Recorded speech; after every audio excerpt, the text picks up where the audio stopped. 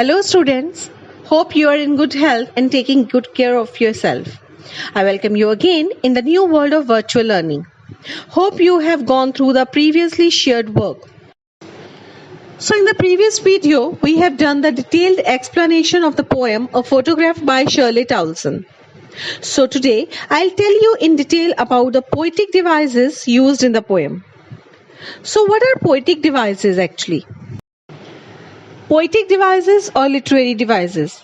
Explain the hidden meanings of a literary text or a poem. Poetic devices used in the poem A Photograph by Shirley Towson are allusion, alliteration, transferred epithet, oxymoron, and personification. First of all, I'll discuss about allusion. Allusion. An allusion is a reference or an incidental mention of something, either directly or by implication.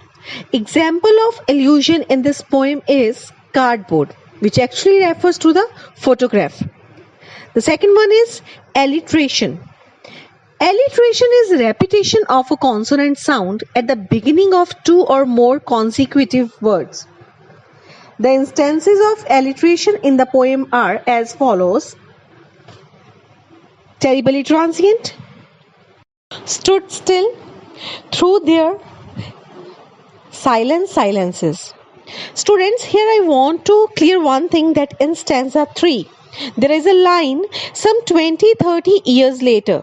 Most of the time, students just write 20-30 for alliteration. They used to give example for alliteration 20-30.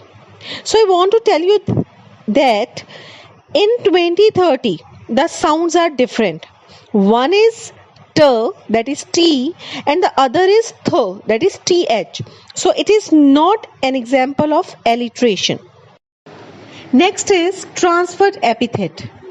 Transferred epithet is a phrase which expresses a quality of a person or something. We can say a transferred epithet is a description which refers to a character or event, but it's used to describe a different situation or character. Transient feet is an example of transferred epithet in the poem.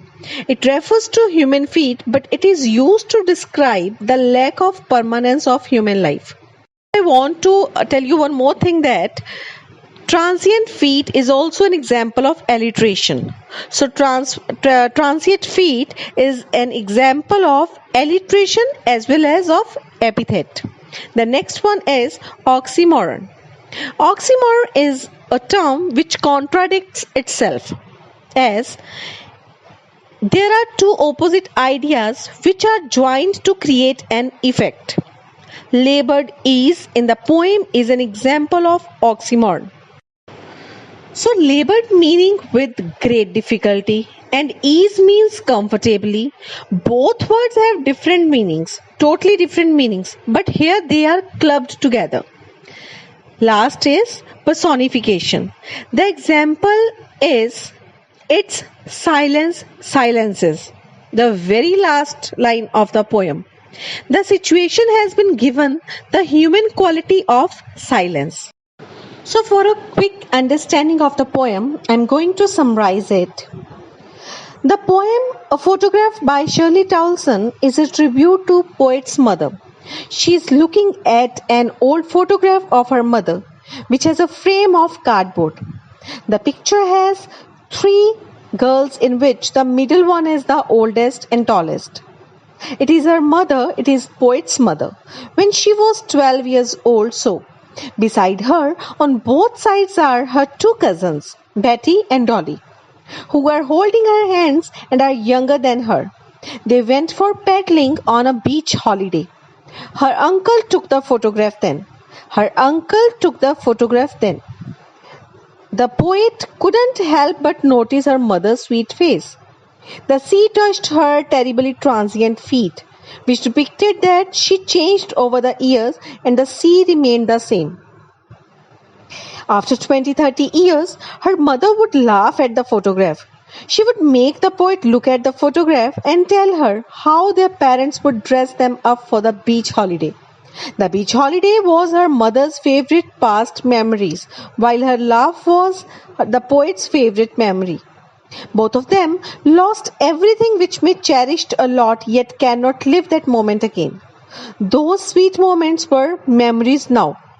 Now, the poet's mother had been dead for the past 12 years, which is the same number as one of her age when the photograph was taken back then. She cannot express the grief that she has from her mother's absence. So we can say Shirley Towson's poem A Photograph is a tribute to her mother. The poem describes three stages in the passage of time. In the first stage, the photograph shows the poet's mother standing at the beach enjoying her holiday with her two girl cousins. In the second stage, takes us 20 or 30 years later. The mother would laugh at the way she and her cousins were dressed up for the beach holiday.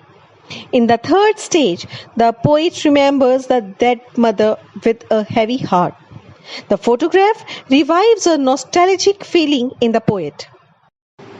Hope you have understood the poem and the value of it for the poet. Thank you for watching.